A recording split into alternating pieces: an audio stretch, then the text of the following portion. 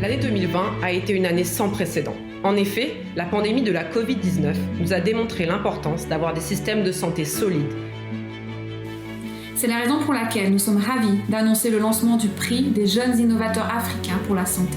Le prix sera décerné à 3 jeunes innovateurs capables de prouver que leur solution est ajustable, qu'elle a un impact mesurable sur la santé et une viabilité commerciale. Êtes-vous en train de mettre au point une invention innovante dans le domaine de la santé ?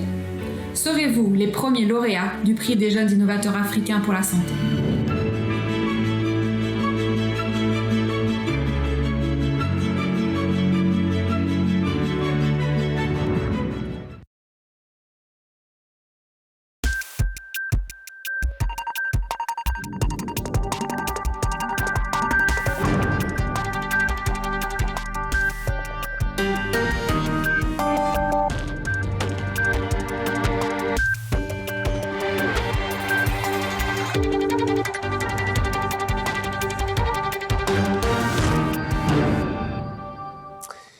Bonsoir à tous, merci de nous rejoindre sur Télésud. Notre invitée est aujourd'hui en duplex avec nous sur Télésud. Elle est la directrice associée Engagement Afrique à la Fédération internationale de l'industrie du médicament. Cynthia Genollet, bonsoir. Bonsoir. Merci d'avoir accepté notre invitation. Peut-être devriez-vous d'abord m'aider à présenter votre fédération à nos téléspectateurs. Avec plaisir. Donc, l'IFPMA est la Fédération internationale de l'industrie du médicament. Donc, nous représentons les laboratoires pharmaceutiques de recherche et développement au niveau mondial, international. On dispose du statut consultatif auprès des Nations Unies. On est en particulier en relation officielle avec l'OMS. Et donc, nous avons des membres des compagnies pharmaceutiques et des associations au niveau national et régional. Et nous avons 3 associations membres sur le continent africain. À l'IFPMA. Oui, allez-y, continuez. D'accord, à l'IFPMA, donc notre travail, c'est vraiment de promouvoir les politiques, les pratiques qui encouragent la découverte et l'accès aux médicaments et aux vaccins pour tous dans le monde entier. Et on cherche vraiment à favoriser, faciliter la collaboration, le dialogue, la compréhension de notre industrie, au sein de notre industrie et aussi avec d'autres intervenants internationaux de la communauté de la santé. En tant que tel, vous êtes donc une ONG, on est bien d'accord, hein? Tout à fait, nous sommes une ONG, nous avons un statut d'ONG. Nous sommes basés à Genève, bien sûr, là où est le siège de l'OMS. Et vous avez des partenaires, et parmi vos partenaires, il y a Speak Up Africa, c'est ça? Tout à fait. Donc, l'un de nos partenaires est Speak Up Africa, notamment justement pour ce prix que nous ouvrons aujourd'hui, donc le prix des jeunes innovateurs africains pour la santé, donc qui a été conçu avec notre partenaire Speak Up Africa. Donc, Speak Up Africa est basé à Dakar, au Sénégal, et c'est une organisation de plaidoyer qui est dédiée à la mise en œuvre d'actions concrètes en faveur de réformes pour la santé publique et aussi pour le développement durable. Et Speak Up Africa s'assure donc que les décideurs rencontrent les acteurs qui sont présents sur le terrain afin que des solutions soient présentées et que chaque secteur, les citoyens, la société civile, les partenaires financiers, les entreprises, tous contribuent de manière critique au dialogue et aussi à la mise en place de manière concrète de solutions pour la santé et le développement. Et vous avez donc décidé de lancer cette première édition du prix des jeunes innovateurs africains pour la santé 2021. C'est quoi ce prix ? Alors ce prix, déjà, si je peux mentionner, il est soutenu par des acteurs tels que Amref Health Africa, Broadreach, Ecobank Academy, IntraHealth International, Microsoft for Africa, le partenariat Rollback Malaria et des médias tels que Télésud, justement, Africacom et Science DevNet.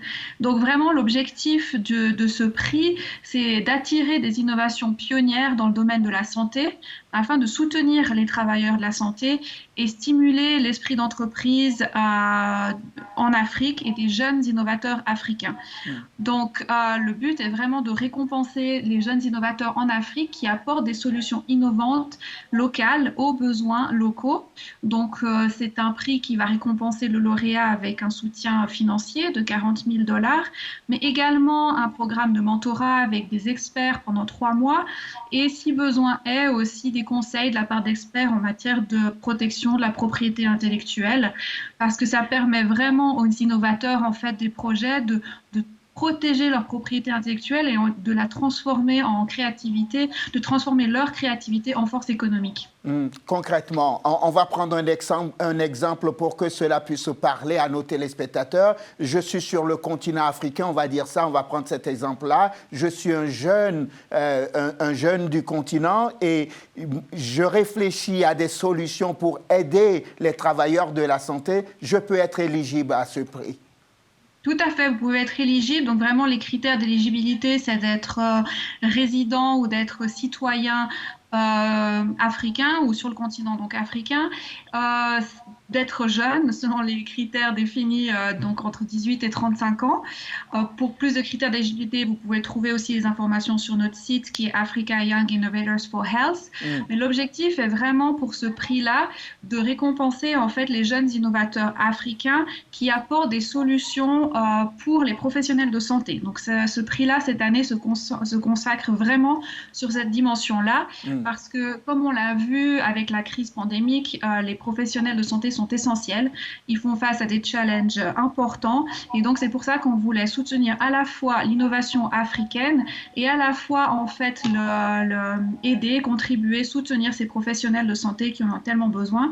Si je peux le rappeler, en Afrique, il y a seulement 3% de la force mondiale en matière de professionnels de santé, alors que l'Afrique compte un quart de la mobilité mondiale. En fait, c'est parti forcément d'un constat que les professionnels de santé en Afrique ne sont pas souvent soutenus, aidés dans leur travail. Et vous dites, on pourrait faire quelque chose. C'est tout à fait ça, exactement. C'est comment est-ce qu'on peut en fait lier ces deux dimensions qui est vraiment à la fois l'innovation et l'énergie des jeunes innovateurs en Afrique et en fait aussi la jeunesse de la population africaine avec ses besoins justement des professionnels de santé en Afrique qui est très importante et en fait justement de créer cette innovation autonome qui aura des impacts à la fois sur la santé et sur le développement et comme vous le dites, effectivement les professionnels de santé sont mis à rude épreuve, on le voit avec la crise mais ça va au-delà de ça et il faut soutenir ces professionnels pour soutenir en fait tout le système de santé en Afrique. Je me disais, pourquoi s'intéresse-t-elle autant aux jeunes Africains? Pardonnez-moi cette question. Mais comme je l'ai dit, je pense qu'il y a une force, un dynamisme incroyable, important en Afrique et c'est vraiment ça qu'on essaye de soutenir. On sait que, comme on dit en anglais, il y a le demographic dividend. Comment est-ce qu'on peut soutenir en fait justement cette jeunesse qui est là, qui a des idées et qui a besoin justement peut-être de ce coup de pouce pour permettre d'avoir leurs idées qui existent, qui vivent et qui peuvent soutenir en fait le continent et comme je l'ai dit précédemment, c'est vraiment l'importance d'avoir des solutions locales pour des besoins locaux. Madame Genollet, je me posais la question de savoir, quelqu'un comme moi ne peut pas participer, on est bien d'accord? Pourquoi arrivez-vous? Je ne veux pas préjuger de votre âge, je vous laisserai seul juge. Donc voilà, les critères sont vraiment entre 18 et 35 ans parce que c'est les critères définis des jeunes selon les Nations Unies. Et en fait, voilà, après, il faut être citoyen ou résident africain. Et ensuite, bien sûr, on a des critères aussi en ce qui concerne... pour la suite, l'évaluation du lauréat, donc ça se fait bien sûr au travers d'un jury. Oui. Et il faut en fait que l'innovation soit vraiment réponde à des besoins locaux, qu'elle soit aussi, comme on dit, durable, qu'elle soit scalable. Très bien. Si j'ai bien compris, ouverture des candidatures à partir donc de ce 11 janvier, combien de temps va durer la période de dépôt de candidature? Tout à fait, à partir de ce lundi 11 janvier et jusqu'au 31 mars 2021. 31 mars, vous avez dit? Oui. Alors, si je suis un jeune Africain et que je vis, par exemple, en Europe, est-ce que je peux participer ou pas? Oui, parce que c'est ouvert pour les citoyens. Donc, c'est vraiment citoyens africains ou résidents africains.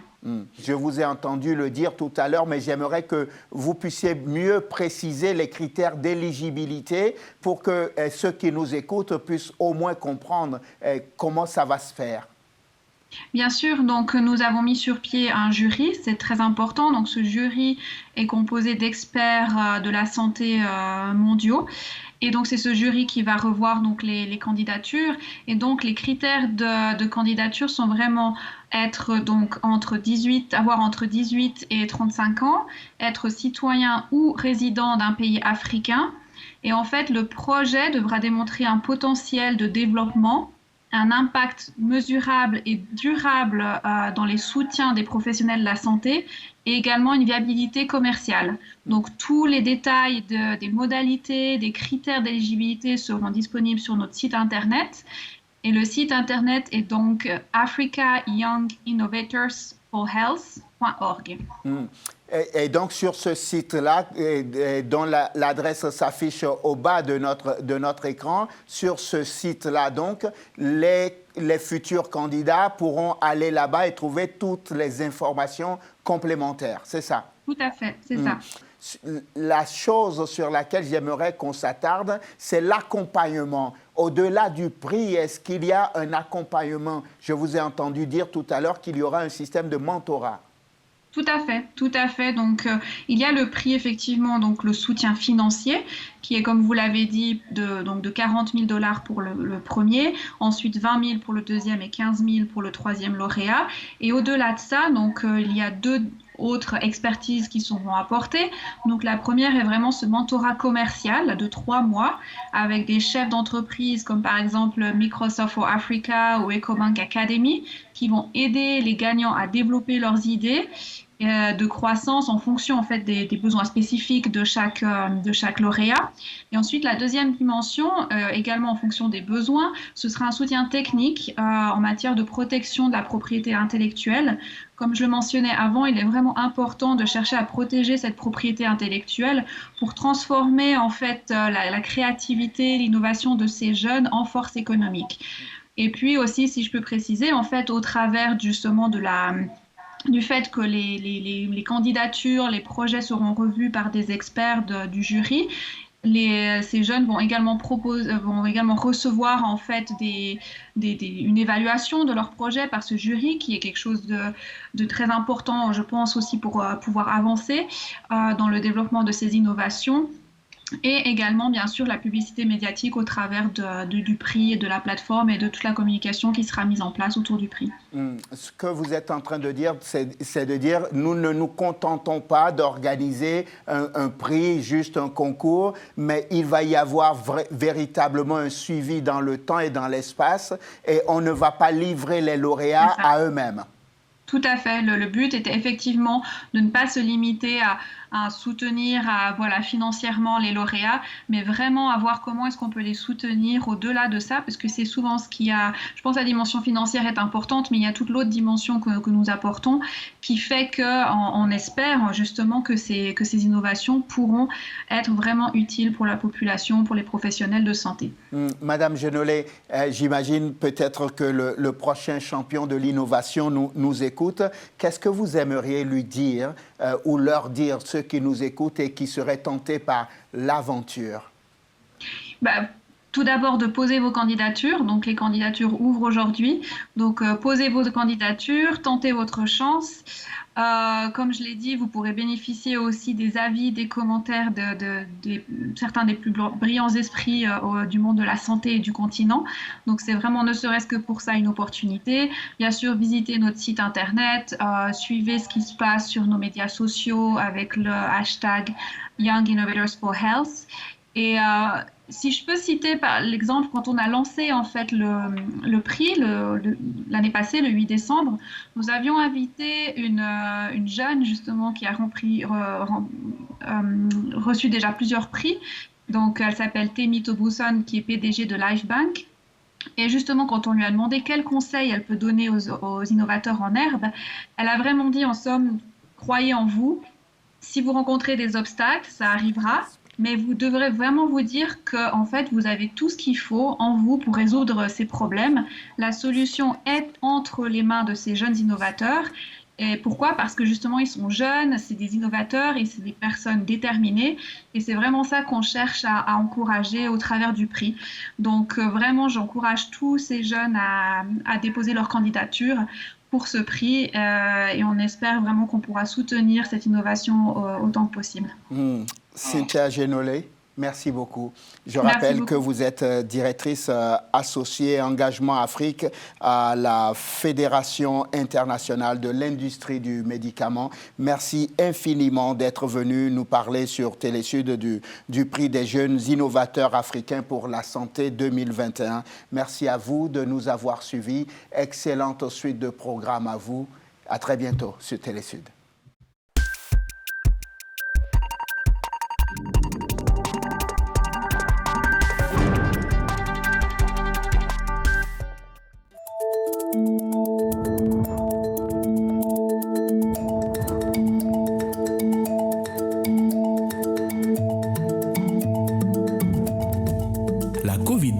A montré l'importance de mettre en place des systèmes de santé solides, capables de lutter contre la pandémie tout en continuant à fournir des services de santé essentiels.